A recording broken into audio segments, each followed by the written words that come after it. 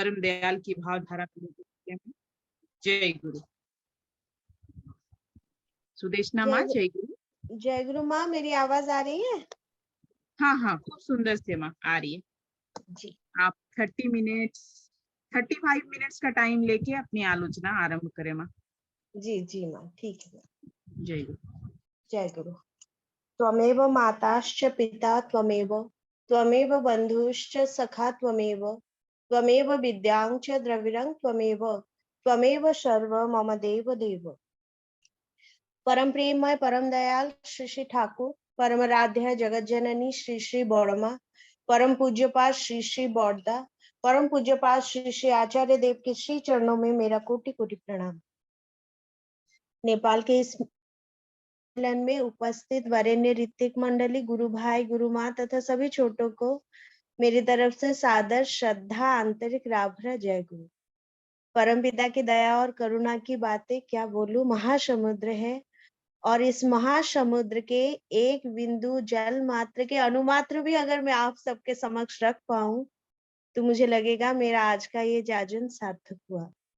जैसे कि श्रावण का महीना चल रहा है, हर एक सत्संगी के घर में अब उत्सव जैसा माहौल है।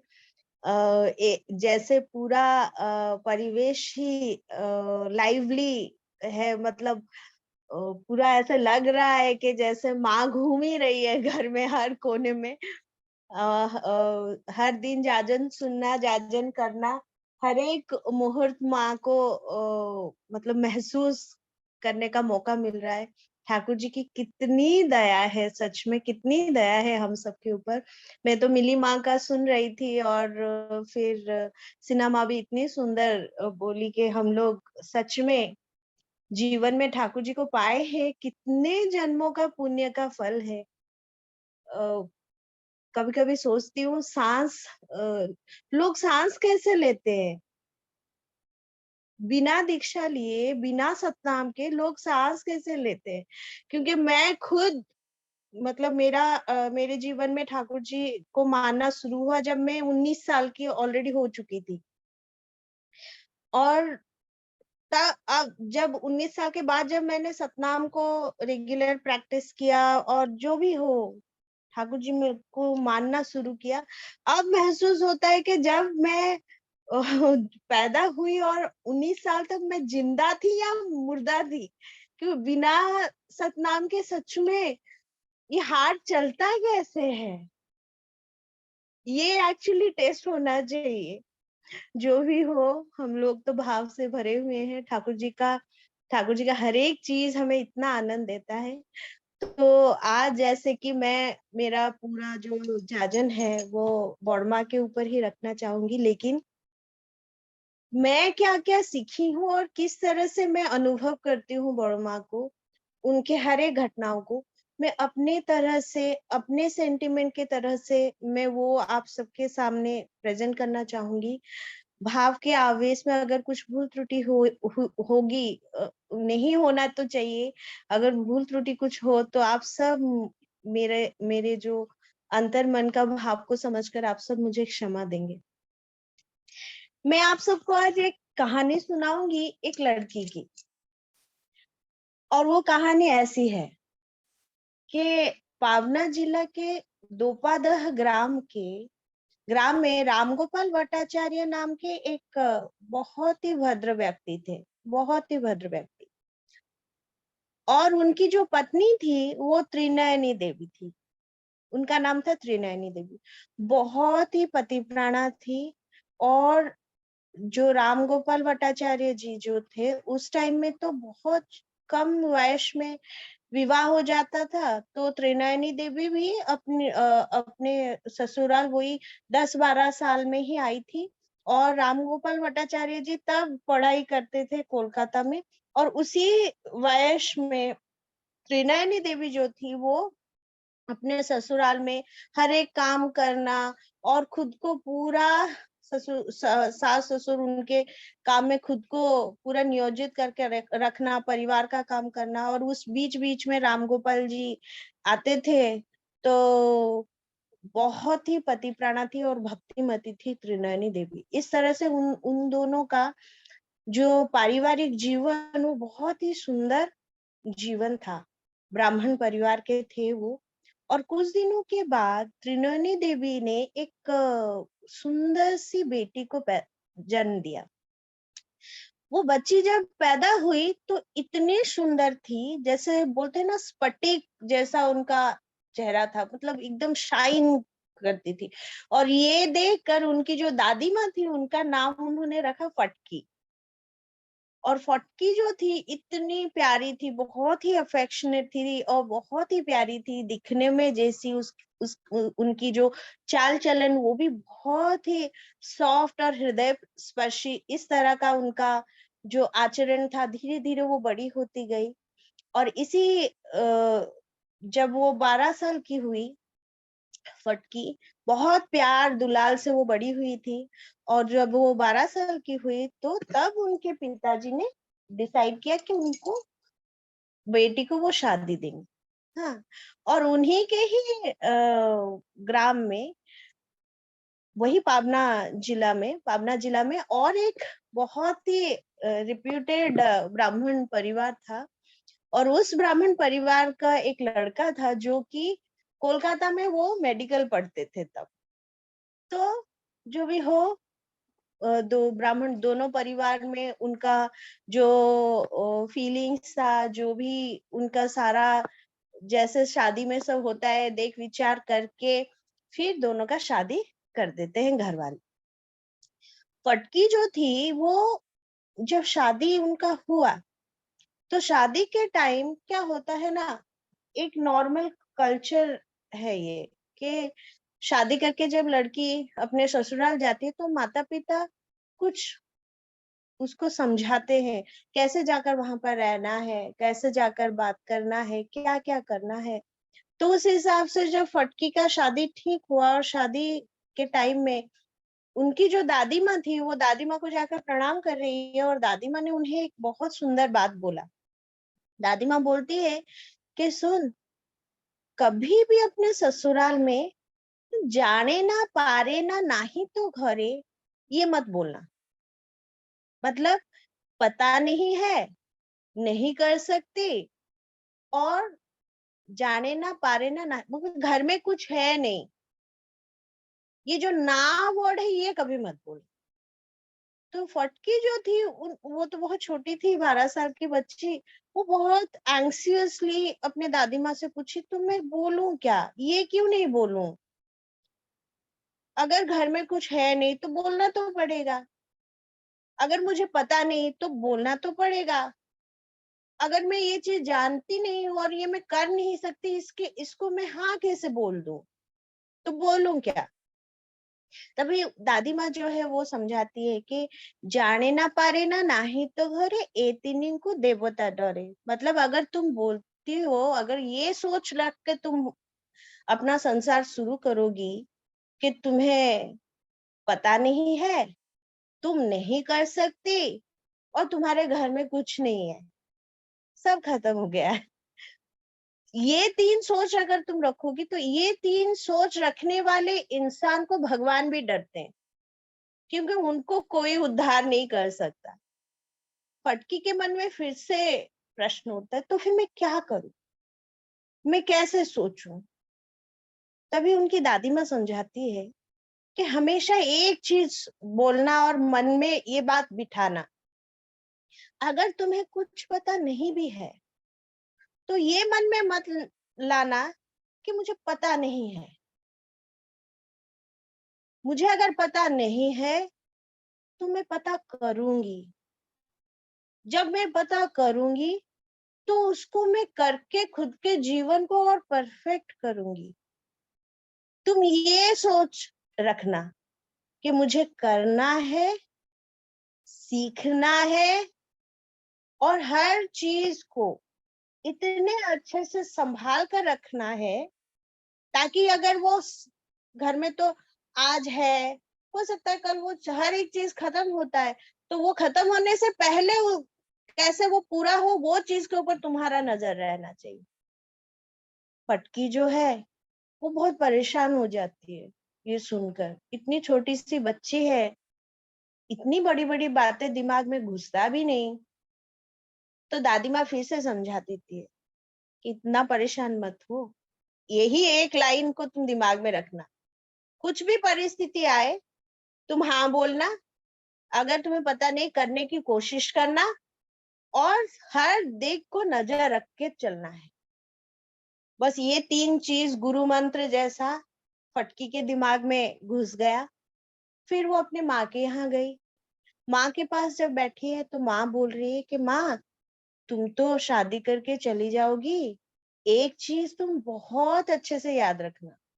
फिर से फटकी का दिमाग में आया, माँ भी अब कुछ बोलेंगी, अच्छा ठीक है, तो माँ मैं क्या करूं ना, तुम तो बहुत बच्ची हो, तुम तो अभी छोटी हो, कभी कभी मन करेगा बहुत बात करने को, कभी कभी मन करेगा मैं भी थोड़ा खेलने चली जाऊं।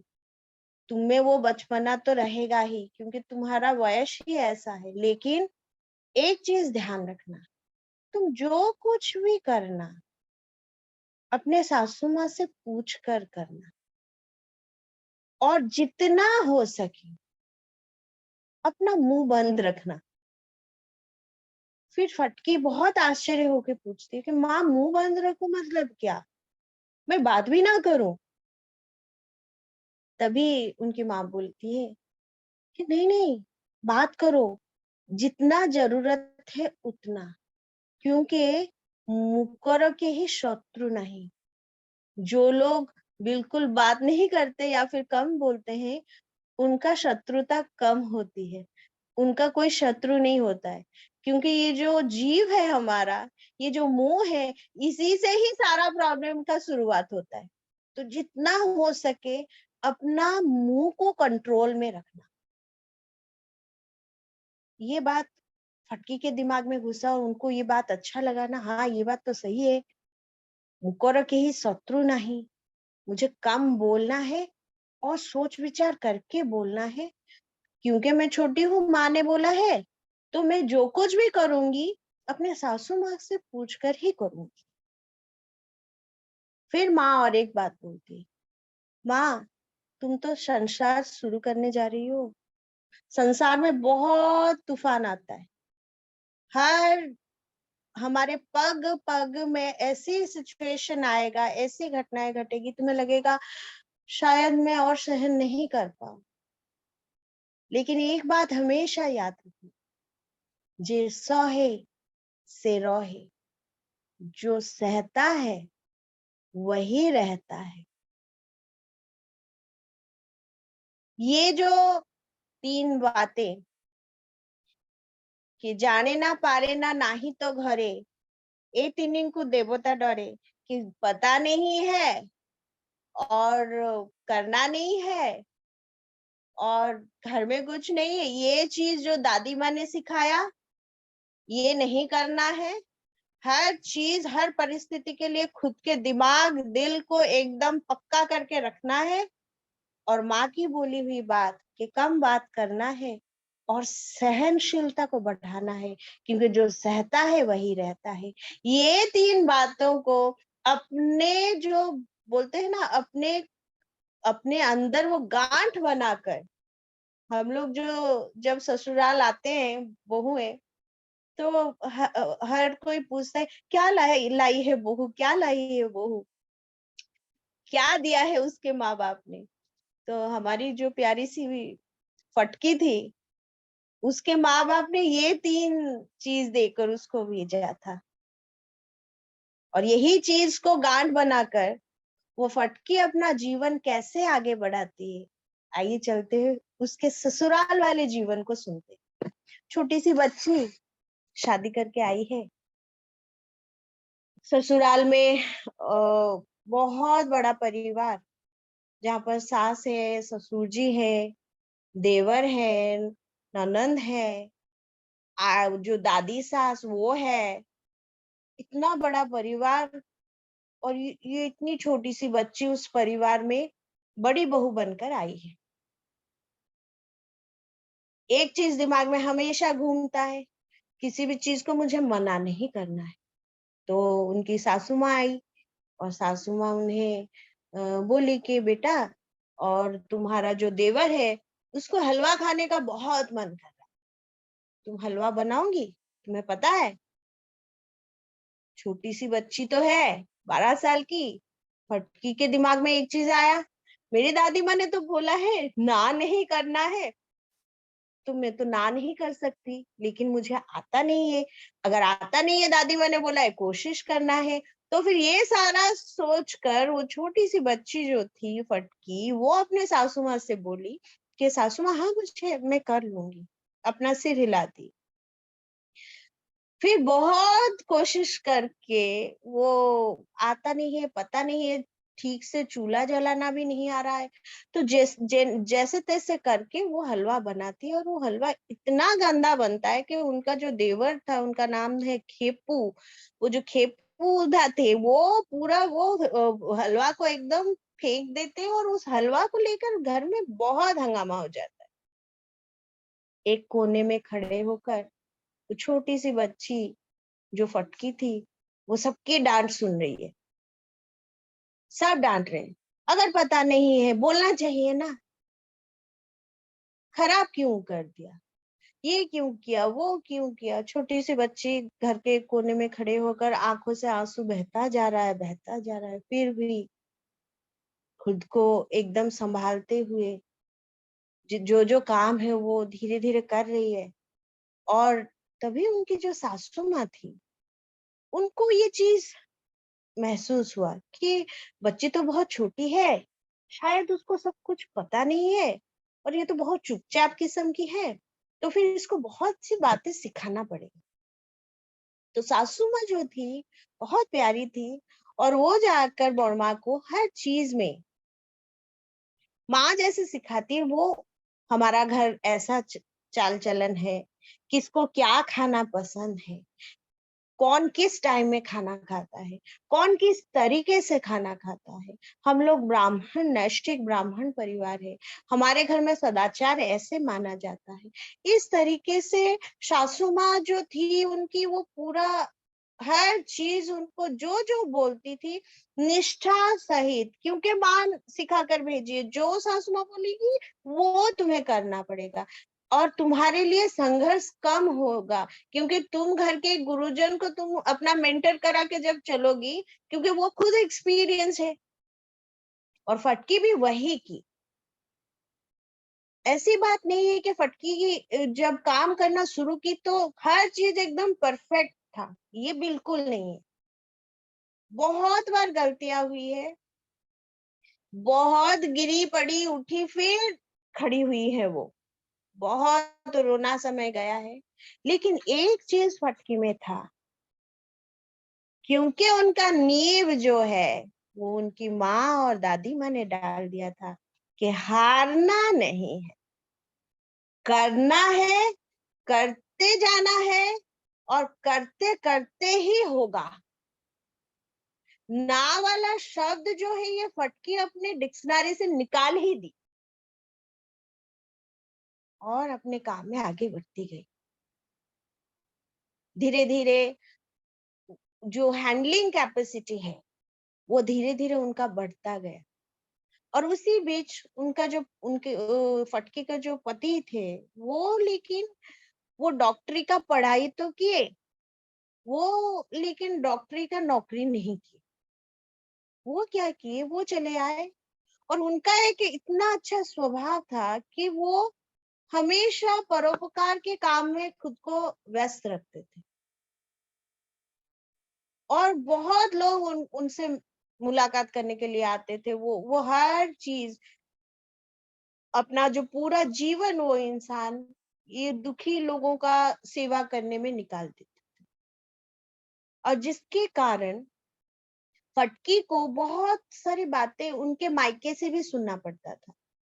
लेकिन उनको उनको कोई ये नहीं था, द्विधा ही नहीं था। अपने पति को देखकर, अपने पति का हर एक जो कर्म को वो एकदम शिरोधार्य धार्य करने लगी। एक दिन क्या हुआ, उनके जो पति थे, पति के पास एक बहुत ही गरीब इंसान, जो जिसका लड़के का तबीयत खराब होता है, और वो आता है और बोलता है रात में कि मुझे बहुत ही जरूरी है, मुझे अभी पैसा चाहिए, नहीं तो मेरा बच्चे का उसको मैं उसका जो ट्रीटमेंट है वो मैं नहीं करवा पाऊंगी। और उनके जो पति थे उनका फाइनेंशियल कंडीशन तब इतना अच्छा नहीं था। वो एकदम टेंशन में पड़ गए, कैसे इस इंसान को वो हेल्प करे।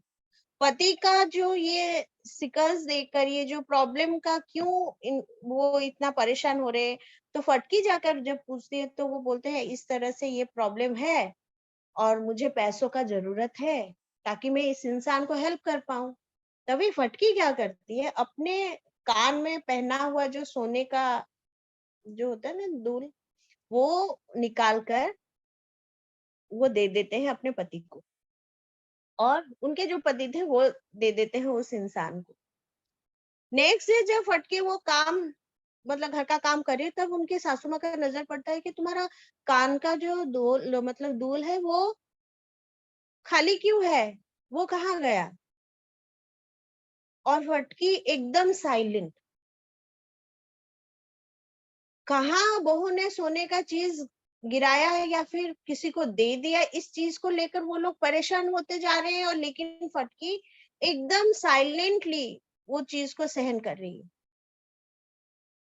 इतने में उनकी दादी सास भी आती है, वो बहुत गुस्सा करती है और वो बोलने लगती है कि ये जरूर इसके मायके भेज दिया है इसने। फिर भी मायके का बात भी उठ रहा है, फिर भी फटकी कुछ नहीं बोल रही। और ऐसे ही बोल दिन भर इस चीज को लेकर बहुत हंगामा हुआ, लेकिन मुंह से एक शब्द भी नहीं निकला। क्यों? क्योंकि फटकी के दिमाग में था, अगर ये बात वो बोल देंगी, अगर वो अपने पति के बारे में बोल देंगी कि उन्होंने अपने पति को दिया है किसी एक काम के लिए, तो उनके पति का ही निंदा हो जाएगा, और उनका और उनके पति के बीच का बात किसी को जानने का अधिकार नहीं है। वो अपने में ही रहेगा, भले ही परिस्थिति कितनी भी बुरी क्यों ना हो। और वो दिन का घटना गया एकदम। माँ तो सिखा कर भेजी है, मुंह बंद रखना, कोई शत्रु नहीं होगा, बस वही चीज को गांठ बना दी, मुंह नहीं खोलूंगी। सबका हर एक चीज है, किसको क्या चाहिए सबका काम करूंगी, लेकिन मुंह नहीं खोलूंगी। जितना जरूरत उतना ही बोलूंगी।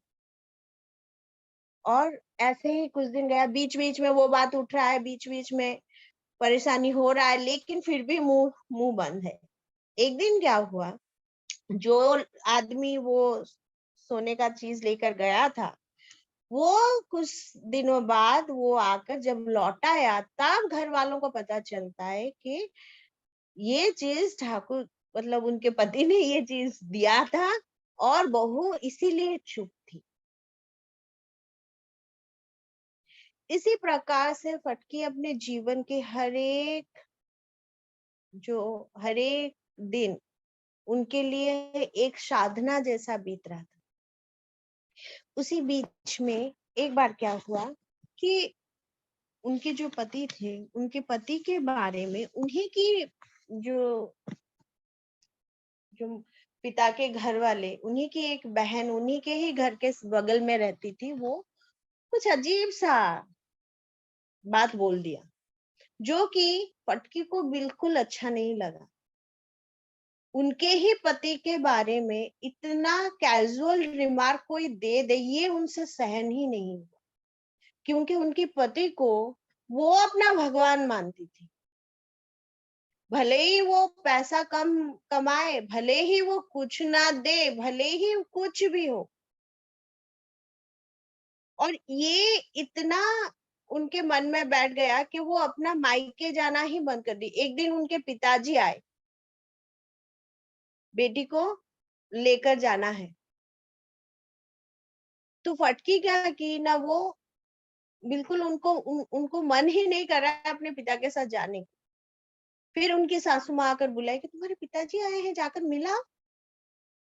वो जाते हैं, प्रणाम करते हैं, और फिर से अपने रसोई में कुछ काम में लग जाती है। तो उनके पिता को फील हुआ कि मेरी बेटी बात भी नहीं कर रही है, मुंह को ठीक से देख भी नहीं रही है, कुछ एक बात है जिसके लिए वो इतना अभिमान कर रही है, और मायके जाने के लिए भी मना कर रही है।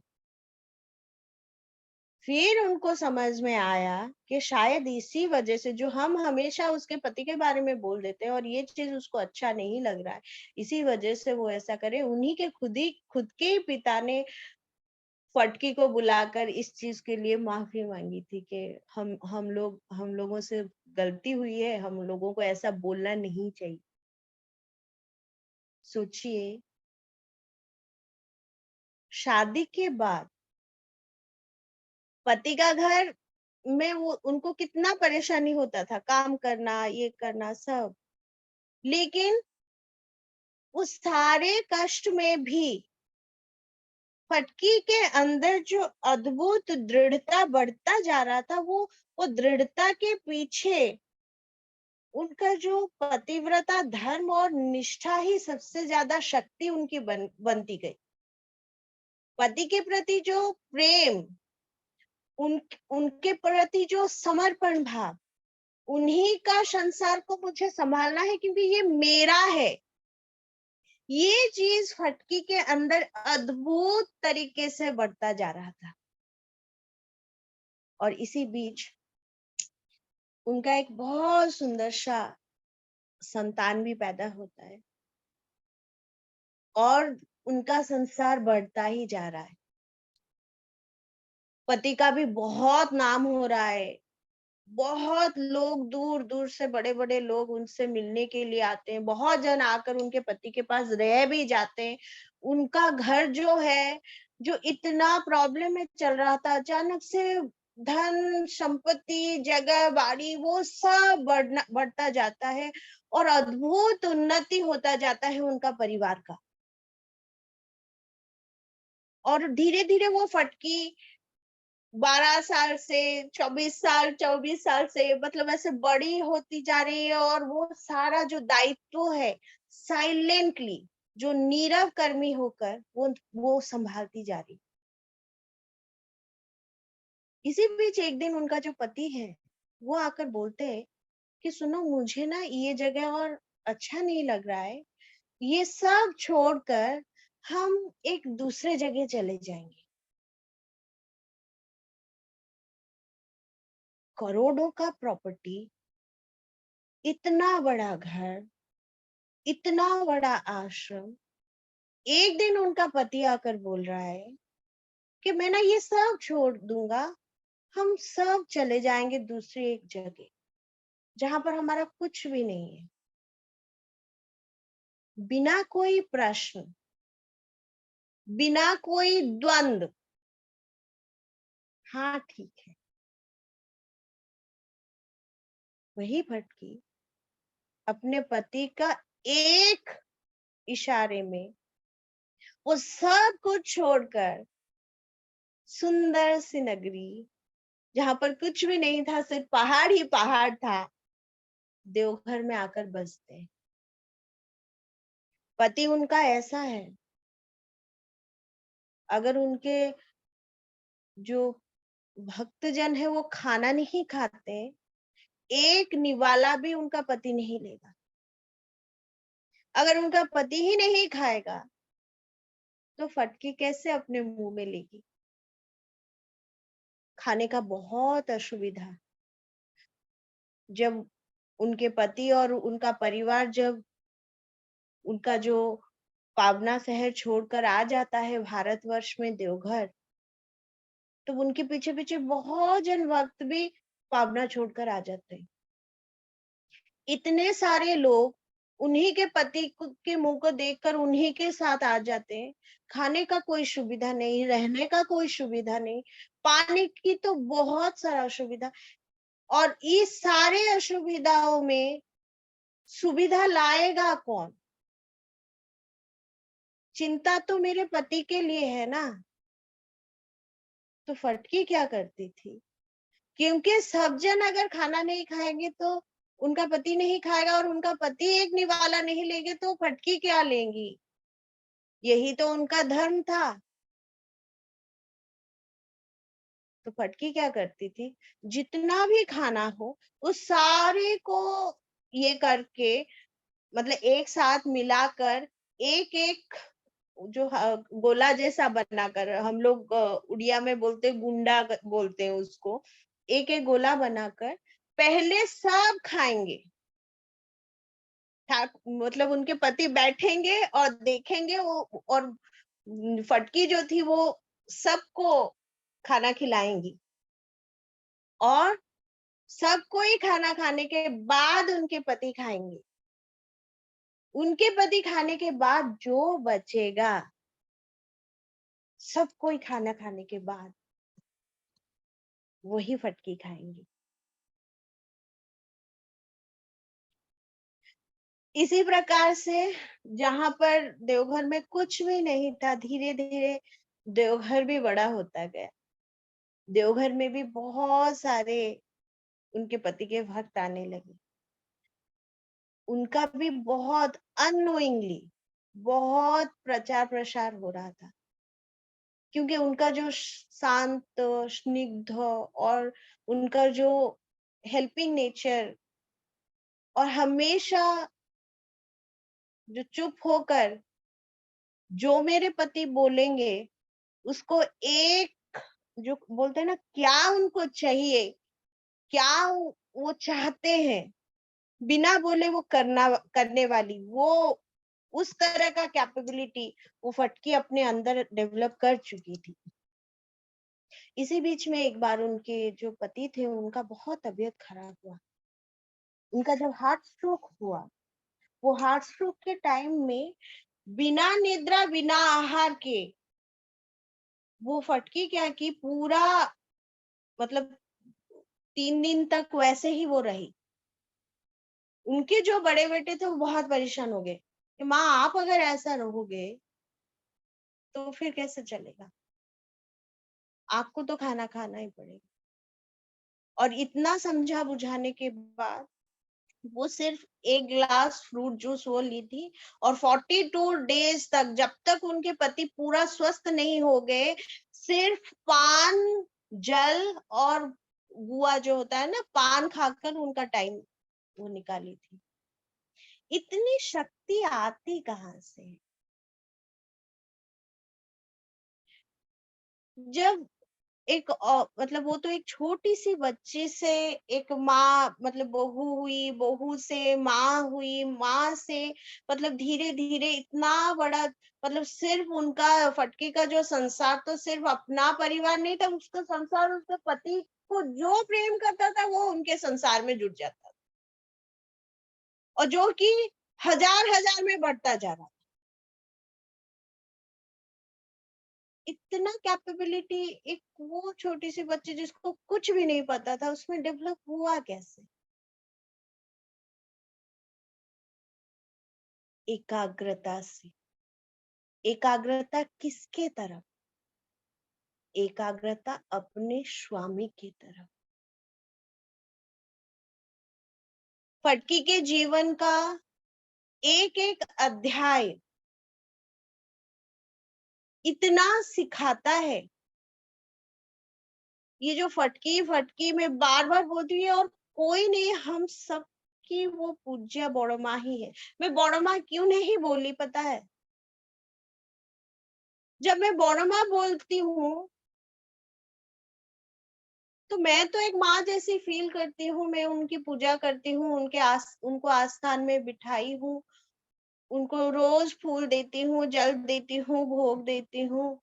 उनको देखकर अपना मन का हर एक बात, जहां पर भी प्रॉब्लम आता है वो सोचती हूँ, बोलती हूँ, जो भी हो। लेकिन एक चीज, ये फटकी की चीज जब मैं डालती हूँ, तो बौड़मा को जब हम डिस्क्राइब करते हैं, शिशु बौड़मा को जब हम डिस्क्राइब करते हैं, लक्ष्मी माँ है। बौड़मा इतनी उनके जीवन में कष्ट का समय वो बिताकर आई है। एक चीज जब दिमाग में लाती हूँ कि नहीं, बौड़मा भी एक दिन में परफेक्ट नहीं हुई थी। मैं उनको अगर एक भगवान समझकर एकदम दूर कर दूंगी तो मैं कनेक्ट भी नहीं कर पाऊंगी उनके साथ। मैं खुद के साथ उनको कनेक्ट करूंगी, अंतरात्मा में उनको बिठाऊंगी, तभी तो उनके गुणों को मैं अनुभव करूंगी और वही गुण मेरे अंदर प्रस्फुटित होंगे। गलतियां हर किसी से होती है, एक दिन में परफेक्ट कोई नहीं होता है। बड़मा भी छोटी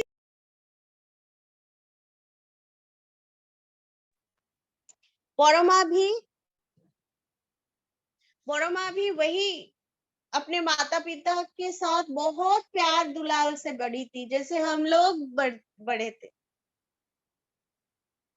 वो अपने माता पिता के कुछ संस्कारों को सीख कर आई थी, उसी को गांठ बनाकर वो अपने पारिवारिक जीवन में छोटी सी बच्ची से बूढ़ी होने तक का जो रिस्पॉन्सिबिलिटी वो उसी नींव को लेकर निभाई थी, जो कि हमें करना है, जो कि हमें करना है। जीवन में स्ट्रगल आएगा ही आएगा। हम लोग आजकल का जो परिवेश है, परिस्थिति है, हर एक के परिवार में पारिवारिक अशांति है। वो लोग क्या एजुकेटेड नहीं है? बहुत ज्यादा पढ़ी लिखी है शिशु बर्मा से, तो फिर उन लोगों में क्यों प्रॉब्लम्स होता है? क्योंकि वो जो एकाग्रता का अभाव है, वो जो सहनशील शक्ति का अभाव है, मुझे करना है ये सोच का अभाव है, मेरे लिए सब करे ये सिखाया जाता है। और यही चीज को ही हमें सीखना है। और मेरे जो पूरे जीवन में मुझे यही बात शिशु वर्मा का सबसे सबसे ज्यादा अच्छा लगता है कि जाने ना पारे ना नाही तो करे ए तिनी को देवता डरे। मुझे पता नहीं है, मैं नहीं कर पाऊंगी, मेरे पास नहीं है, ये चीज मैं बिल्कुल नहीं पसंद करती हूँ। ये चीज मुझे बोलना ही नहीं है, मुझे करना है, मुझे सीखना है, मुझे अपने घर को स्वर्ग बनाना है। मैं ही कर पाऊंगी, मेरे सिवा मेरे घर को संभालने वाला और कोई नहीं है। यही चीज मैं बर्मा से सीखती हूँ। अपने पति की तरफ एक निष्ठ एकाग्रता। गुस्सा तो आता है, मुझे भी आता है, मेरे घर में भी ऐसा कोई नहीं है कि कलेश नहीं होता है, होता है, लेकिन फिर मन को दृढ़ बनाता है, नहीं नहीं मैं ही संभाल लूं। मैं ही अगर सह जाऊंगी तो यहीं से ही प्रॉब्लम सॉल्व होना शुरू हो जाएगा। कितनी सुंदर ये चरित्र है, कितनी सुंदर परमपिता की सृष्टि है ये बड़मा। एक एक चीज को हम सोचते हैं हमारे जीवन का सलूशन उन्हीं के ही चलनी में है। अगर बोलने बैठूंगी तो दिन दिन निकल जाएगा, लेकिन बड़मा का घटनाएं नहीं निकलेगी। सोचिए, एक छोटी सी बच्ची जिसको कुछ नहीं आता था, ऐसा समय आया कि आनंद बाजार में जब मतलब उत्सव होता था, तो बड़मा को बुलाकर लिया जाता था, उन्हीं के ही सुपुत्र श्री बॉडदा उनको लेकर जाते हैं कि माँ आप सारे खाने का सामान को थोड़ा हाथ लगा कर आ जाओ। क्यों?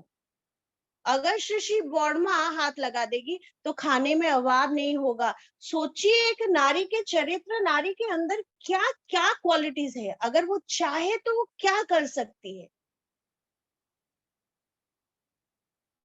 बर्मा कुछ अद्भुत मैजिक नहीं करती थी, अपने कर्म को उन्होंने इतना परफेक्ट किया था, इतना परफेक्शन को वो लाई थी कि वही परफेक्शन उनके आभा में झलसने लगा था। यही होती है दिव्यता।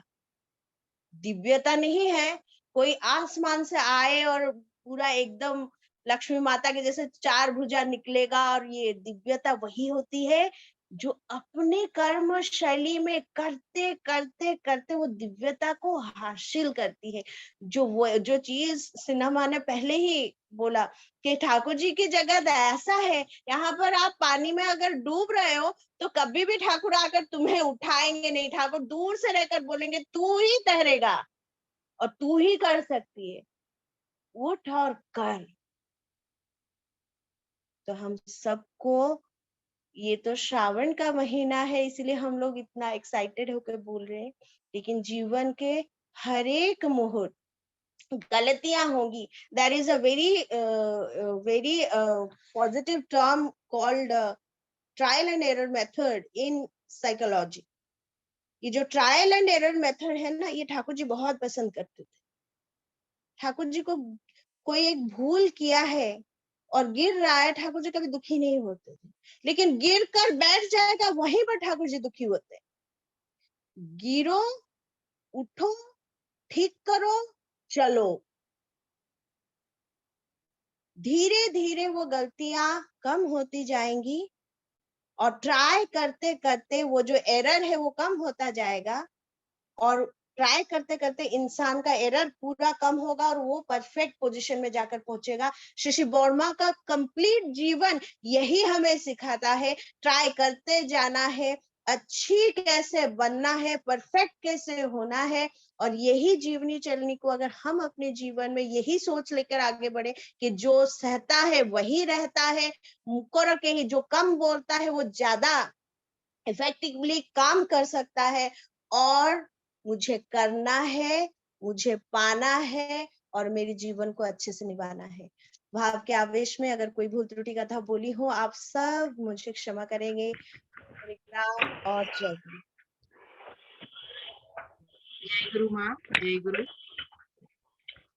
इस पावन महीने में आपने बड़मा की से जुड़ी इतनी सुंदर सुंदर बातें हम लोगों के साथ शेयर की। इतना सुंदर मन एक तृप्त हो गया माँ। बड़ी माँ के जीवन से जुड़ी जितनी भी सारी बातें हैं, जब हम लोग सुनते हैं ना, तो हम लोगों के अंदर और मतलब धैर्य कैसे रखना चाहिए एक नारी को, वो हम लोग समझते हैं। ऐसा नहीं है, ठाकुर जी और बड़मा जीवन वो हम मानव जीवन को दिखाने के लिए ही इस धराधाम पे आए थे। कहते हैं ना कि जब पुरुषोत्तम आते हैं इस धराधाम पे तो अपने साथ वो अपना परिहार लेकर आते हैं कि किस तरह उनको यहाँ पर लीला करना है। हम लोग देखे हैं कि जब त्रेता युग में जब राम आए थे तो उनका भी जीवन कितना मतलब त्रासपूर्ण था। उन लोगों ने भी अपने जीवन में कितना कष्ट उठाया। द्वापर में भी जब कृष्ण भगवान आए थे तो उन्होंने कितना कष्ट सहा। वो चाहते तो 1 मिनट में अपने सारे कष्ट को दूर कर सकते थे, पलक झपकते ही अपने सारे कष्टों को दूर कर सकते थे। उसी प्रकार जब ठाकुर जी कलयुग में आए तो हम सबको सिखाने के लिए वो आए कि इस मतलब पहले वाली बात अब नहीं है कि हम सन्यासी जीवन व्यतीत करते हुए हमें जंगल में जाके तपस्या करनी है और तब हमें भगवान की प्राप्ति होगी। इस गृहस्थ जीवन में ठाकुर जी हम लोगों को कैसे चलना है, इसका साक्षात उदाहरण अपने परिवार के साथ पेश कर रहे हैं और किए हैं। और आने वाले जनरेशन में भी हम लोग देख रहे हैं कि आचार्य परंपरा के थ्रू कि कैसे मतलब आज के समय में भी इस धराधाम पर ऐसा परिवार होता है, मतलब जहां पर सब कुछ। अभी हम लोग सुन रहे थे बड़मा के जीवन का एक ही मतलब उद्देश्य था कि ठाकुर को कैसे खुश रखना है, चाहे वो उसके लिए उनको कितना भी परेशानी उठाना पड़े, कितना भी कुछ करना पड़े, लेकिन उनका एक ही उद्देश्य है कि ठाकुर जी को कैसे खुश रखना है, बिना कोई सवाल किए, बिना कोई विलंब किए। अभी जो कान वाली स्टोरी माँ हम लोगों ने सुनी है कि आज के जमाने में अगर हम लोगों के साथ ऐसी सिचुएशन होती है तो बर माँ जैसे ठाकुर जी से अपने कान की बाली को खुलवाने के लिए इस करवट उस करवट घूम रही थी, क्या आज की नारी ऐसा करती? कभी नहीं, बिल्कुल भी नहीं। वो बिना कुछ पूछे 10 सवाल अपने हस्बैंड के ऊपर दागती कि ऐसा क्या सिचुएशन आ गया जो आप ऐसे बोले। और कहते हैं ना कि औरत को सबसे प्यारा उसका मायका होता है, और जब कोई उसके मायके बारे में बोलता है तो उसको बहुत लगता है। ऐसे सिचुएशन में मात्र इतनी छोटी सी लड़की, इतनी जिसको खुद से अपने आप को संभालने का मतलब ये नहीं होता है, और वो इतना कुछ सहते हुए भी, इतना कुछ सुनते हुए भी, इतनी सारी ताना उन्होंने सुना। हम लोगों ने कितना देखा, कितना सुना है इस स्टोरी के बारे में कि बड़मा का जीवन कितना संघर्षपूर्ण था। इतना संघर्ष सहते हुए भी इतना धैर्य के साथ बड़मा अपने सहन वहन और अपने व्यवहार से इतना महान बन गई, इतना महान बन गई कि हम सबके लिए वो आइडियल बन गई। तो हम लोगों के लिए ये सोचने वाली बात है कि ठाकुर जी जो बोले हैं कि हर माँ में बर्मा का जो स्वरूप है, और अभी जो माँ भी बोल रही थी कि नारी के अंदर वो शक्ति है, वो जो चाहे कर सकती है। तो हम लोगों को क्यों नहीं, मतलब हम लोग जो आज की सिचुएशन में ऐसे देखते हैं कि अपने घर को बिखरते बिखरते अगर हम लोग उसको कहीं और दिशा में ले जाते हैं, तो ऐसी सिचुएशन में अगर हम लोग बड़मा को अपने जीवन का आइडियल माने हैं तो क्यों नहीं हम लोग उनके नीति विधि को फॉलो करें। अपने अंदर उतना नहीं लेकिन थोड़ा बहुत तो धैर्य रख सकते हैं, थोड़ा बहुत अपने अंदर वो साहस रख सकते हैं। जब हमें किसी की प्रेरणा बनने की जरूरत हो तो उस जगह हम उनकी प्रेरणा बन सके। अपने बच्चे को जीवन संवारने के लिए पूरा बड़ माँ जो थी पूरा संसार की माँ थी। हम लोग अपने बच्चे को जीवन संवारने के लिए मतलब थोड़ा-सा घर में कुछ सिचुएशन होता है तो हम लोग हाइपर हो जाते हैं। तो इस सिचुएशन में बर्मा रहती तो वो कैसे हैंडल करती? ये बहुत सारी बातें हैं बर्मा के जीवन से जुड़ी हुई, जो हम लोग मतलब उनको सुनते हैं और सुनने भर ही नहीं बल्कि अपने लाइफ में उनको इम्प्लीमेंट करें, तभी हमारे मातृ सम्मेलन में जुड़ने का जो प्रयास है वो सार्थक होगा। हम सब माँ चाहेंगे कि बर्मा के जीवन से जुड़ी इस सावन परिक्रमा में हम लोग जितने उनकी धैर्य की गाथा सुनते हैं, उसको भी हम लोग सुन के उनके अनुसार उनकी जो नारी को जो ठाकुर जी एक सुंदर स्वरूप में ढाले हैं कि नारी जीवन कैसा होना चाहिए, जो नारी नीति में ठाकुर जी वर्णित किए हैं। सच में नारी नीति की जो 180 वानियाँ है ना, मुझे लगता है कि अगर इसको हम लोग अपने लाइफ में इम्प्लीमेंट करें, अपने लाइफ में उतारें अगर, तो कभी भी हमारे जीवन में वो क्या बोलते हैं उसको, नर्क वाली सिचुएशन कभी नहीं आएगी। कोई भी नारी हो, अगर ठाकुर जी को और बड़मा के जीवन की जुड़ी घटनाओं को अगर अपने लाइफ में लेके चले, उसको फॉलो करके चले, तो बहुत ही सुंदर और सौम्य उनका परिवार हो जाएगा और उनके साथ-साथ उनका परिवेश और पूरा समाज और पूरा राष्ट्र सुंदर हो जाएगा, जो हमारे परमपिता की कल्पना है कि मानव जीवन को कैसे वो सुंदर बनाना चाहते हैं। सुदेशना माँ की आलोचना इतनी सुंदर ही होती है कि सबको भावुक कर देती है। परमपिता की बातें कहिए, चाहे बर्मा के जीवन से जुड़ी बातें कहिए। तो इस मातृ सम्मेलन में सम्मिलित होकर हम सब एक संकल्प करेंगे अपने जीवन में कि बड़मा का जो जीवन था, कितना उनके जीवन में संकट था, फिर भी उन सब संकटों से उबर कर वो बड़मा बन पाई। तो हम सब अपने अंदर वही धैर्य और वही साहस के साथ जीवन में आगे बढ़ेंगे। यही हम सब बर्मा के जीवन से ये सीख लेंगे। यही हमारे मातृ सम्मेलन में मतलब यहाँ पर हम लोग शामिल होते हैं, तो कुछ सीख के जाएंगे तभी उसको अपने लाइफ में इम्प्लीमेंट करेंगे, तो हमारा ठाकुर जी को दीक्षा लेने का जो उद्देश्य है वो सफल हो पाएगा। मैं सुदेशना माँ को बहुत बहुत धन्यवाद करना चाहूंगी कि माँ अपने बिजी शेड्यूल में भी इतना वक्त निकाल कर हम सब के साथ जुड़ी और हम लोगों को नारी जीवन का जो पहलू है बड़ माँ के नजरिए से कैसे उनका जीवन था और उनको बहुत ही सुंदर रूप से हम लोगों के सामने रखी। मैं सुदेशना माँ और उसके उनके पूरे परिवार की मंगल कामना ठाकुर जी के श्री चरण में करती हूँ तथा परमपिता से यही प्रार्थना करती हूँ कि माँ और उनका पूरा परिवार स्वस्थ रहे, सुखी रहे और दयाल को अपने जीवन में ऐसे ही लेकर चलती रहे और हम लोगों के साथ जुड़कर भी माँ हम लोगों को ठाकुर जी की जो बातें हैं उसके भावधारा में लेके चलें, ताकि हम सब परमपिता की भावधारा में एक कदम ऐसे बढ़ते बढ़ते अपने अंदर ठाकुरत्व का भाव जागृत कर पाए। बहुत बहुत धन्यवाद माँ। जय गुरु। जय गुरु माँ, जय गुरु। जय गुरु। अभी हमारा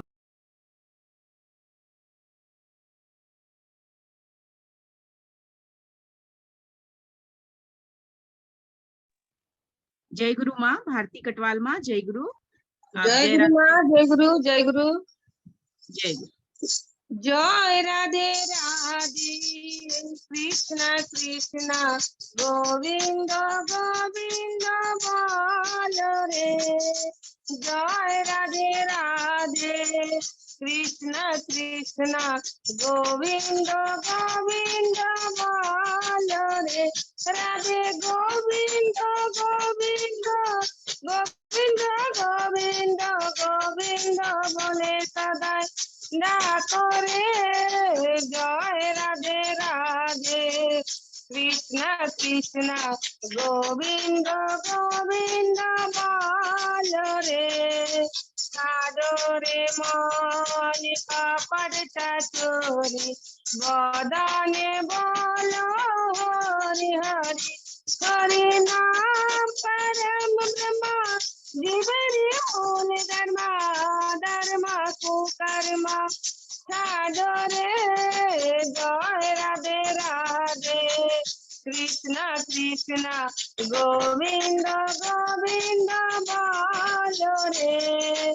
साधो रे मन भावेरो आशा अजपना में करो रे निशा। राधे गोविंद नाम ती मदन कहिए नयन निरदाय वाचरे। जय राधे राधे कृष्ण कृष्ण गोविंद गोविंद बोलो रे राधे गोविंद गोविंद गोविंद गोविंद गोविंद बोले सदाई डाको रे जय राधे राधे कृष्ण कृष्ण गोविंद गोविंद बोलो रे साधो रे मन कपड़ चतुरी वदने बोलो हरि हरि हरि बोल हरि बोल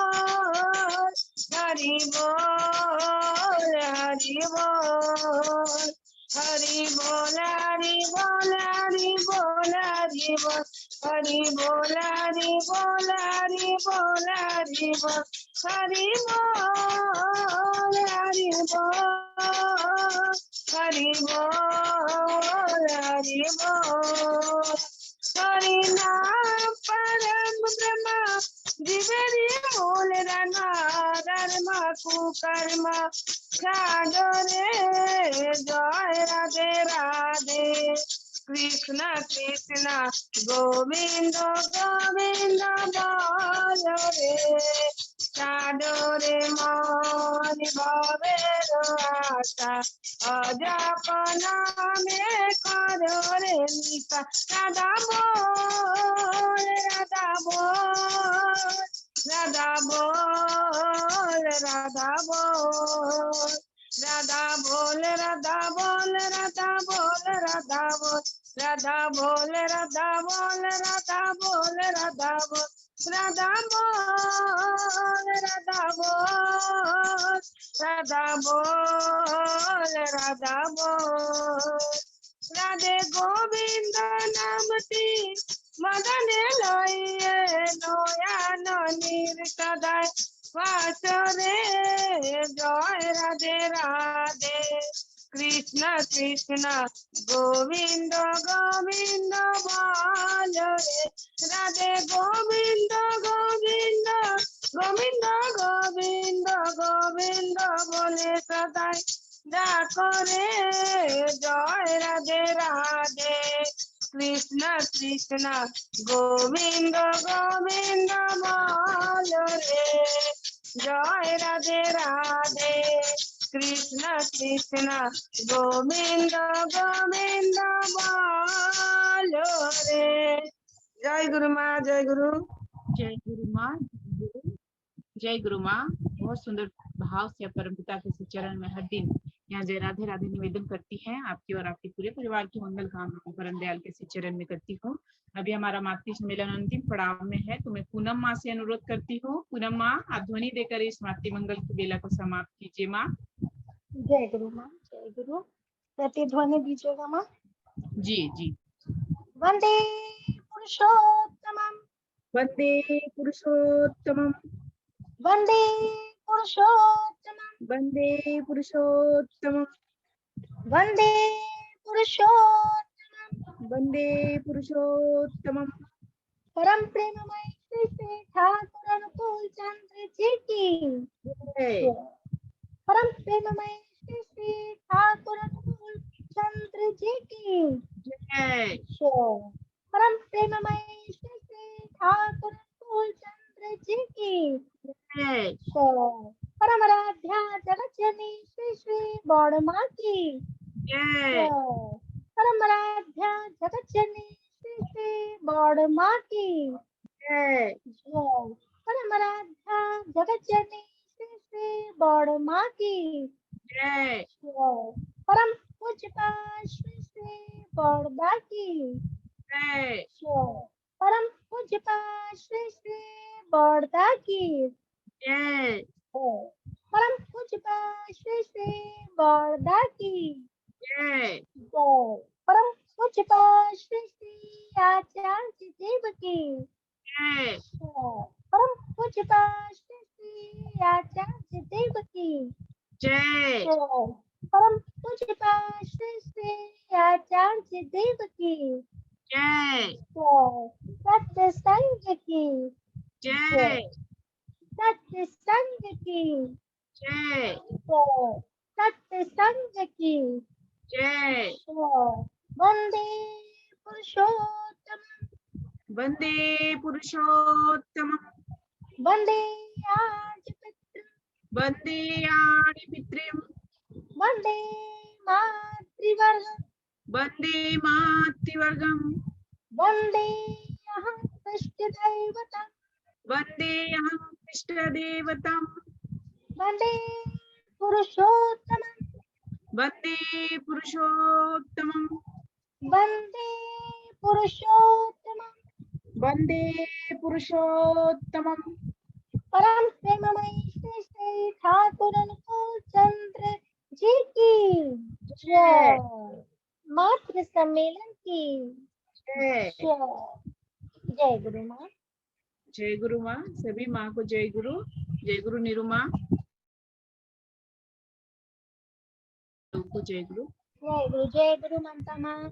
आज का मातृ जय सम्मेलन हमारी गुरु सभी माँ को ममता माँ की परिचालना में बहुत सुंदर हुआ। माँ बहुत सुंदर होस्टिंग करती है और शुरू से ही जो प्रार्थना और ग्रंथ पाठ माँ लोगों के द्वारा बहुत सुंदर भाव से हुआ। आज हम लोग सभी ये श्री श्री बौड़ो माँ का जो जन्म माह मना रहे हैं, बहुत ही हम लोग आनंद ले रहे हैं। हम जो श्री श्री बौड़ो माँ के भजनों के द्वारा उनकी जो गुणगान हम लोग कर रहे हैं और जो हम लोग उनके जीवन से संबंधित लीलाएं उनकी जो लोग सुनते हैं, बहुत ही आनंद आ रहा है। सुंदर सुंदर भजनों के माध्यम से हम लोगों ने बहुत आनंद लिया। माँ लोगों के द्वारा बहुत मधुर कंठ से जो भजन हम लोगों ने सुने, तो हम लोग सब भी उद्बुद्ध हुए। और हमारी आज की जो मेन हमारी स्पीकर थी, हमारी सुदेशना महंतो माँ, कितने सुंदर वो क्या नाम है जो उनकी याजन उनका रहता है, बहुत ही सुंदर याजन माँ का। माँ ने आज श्री श्री बौड़ो माँ के जन्म से लेकर और उनका जो विवाह के बाद तक का जो माँ का पूरा जीवन लीला माँ ने हम लोग के बीच में रखी। बहुत ही हम लोग को आनंद आता है और मन नहीं भरता है। हम लोग को बहुत ही जिज्ञासा होती है कि हम लोग कितना ज्यादा से ज्यादा माँ के श्री श्री बौड़ो माँ और हम लोग ठाकुर जी या ठाकुर परिवार के से जुड़ी बातों को हम लोग जाने, उनको और ज्यादा से ज्यादा उनको जानने की कोशिश हम लोग के अंदर सभी की रहती है। और माँ लोग आके जो भी हम लोग का इस वीरगंज की भूमि पे कहाँ कहाँ से माँ लोग आती हैं, सब दूर दूर से माँ लोग इस पे आकर के हम लोगों को जो सुंदर आलोचना के द्वारा हम लोग को उद्बुद्ध करती हैं। आज माँ ने बहुत सुंदर, इतने सुंदर शांत भाव से माँ ये इष्ट प्रसंग रखती हैं। आज माँ ने जो बौड़ो माँ का जो पूरी जीवन लीला हम लोग के बीच में रखी, तो कैसे हमारी बौड़ो माँ थी, ये हम लोग को देखने की जरूरत है। कि हम लोग जो ठाकुर जी जो कहते हैं, ये जो नारी नीति है पूरी, ये हमारी बौड़ो माँ ही है।